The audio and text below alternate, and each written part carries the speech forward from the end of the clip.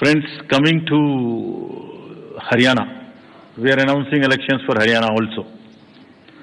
हरियाणा में जो total constituencies हैं वो 90 हैं, जनरल 73, एसटी 0 और एससी कॉन्स्टिट्यूएंसी 17 हैं। अगर इलेक्टर्स इन हरियाणा की बात करें तो टोटल राज्य में 2.1 लाख इलेक्टर्स हैं, जिसमें 1.06 करोड़ मतदाता हैं और इसमें महिलाओं की संख्या 95 लाख है। थर्ड जेंडर 1.50 लाख पीडब्ल्यूडी और 2.54 लाख हमारे 85 एज ग्रुप से ज्यादा के मतदाता हैं।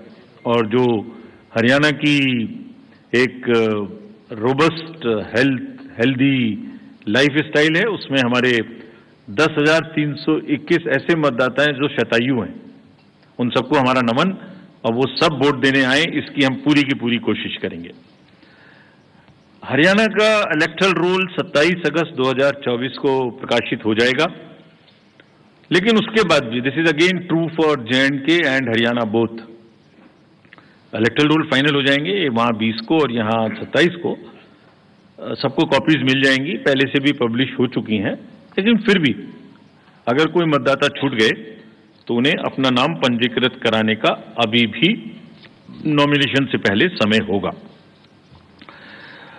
पोलिंग स्टेशंस अगर देखें तो हरियाणा में 20,629 पोलिंग स्टेशंस होंगे, और जिसमें लोकेशन आधी होंगी, यानी 10,500 के करीब, 495 to be precise.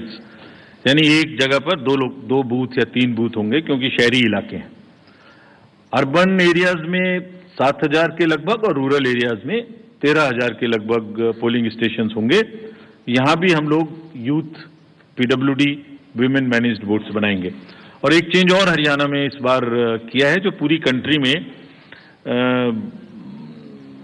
Urban areas में हम लोग कर रहे हैं, और स्लम एरियाज में, slum and multi stories in urban areas, उसमें जो मल्टी हाउसिंग सोसाइटीज हैं, मल्टी स्टोरी हाउसिंग सोसाइटीज, उनमें भी पोलिंग स्टेशंस बना है।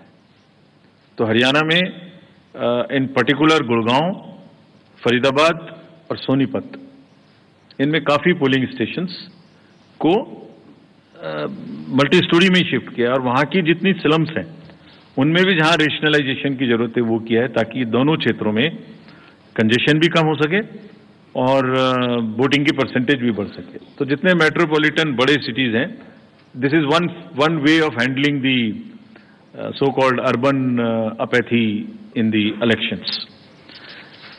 Not to repeat, but all polling stations will, as the Commission has promised, would have 100% facilities for drinking water, toilets for male and female both, signages, ramp, wheelchairs, sheds।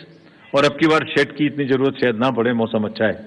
जो पिछले elections में गर्मी की वजह से दिक्कत हुई थी, इस बार नहीं होगी। इंक्लूसिव एंड एक्सेसिबल इलेक्शंस कराने के लिए हम पूरी तरह तत्पर हैं। इन दोनों राज्यों में जैसे अब पैन इंडिया 85+ लोगों को घर जाके वोटिंग का समय मिलता है, वो मिलेगा।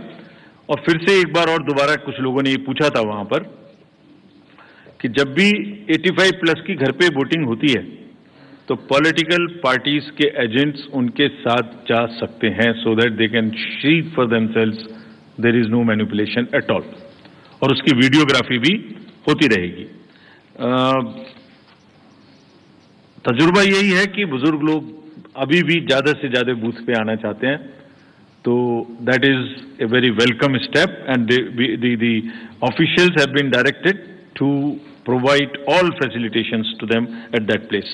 So is true for our voters having persons with disabilities.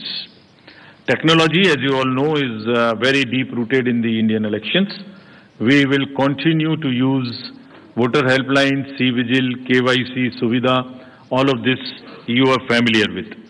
Candidates की अगर कोई criminal background है तो वो लगातार वेबसाइट पे KYC know your candidate app पर उपलब्ध रहेगा।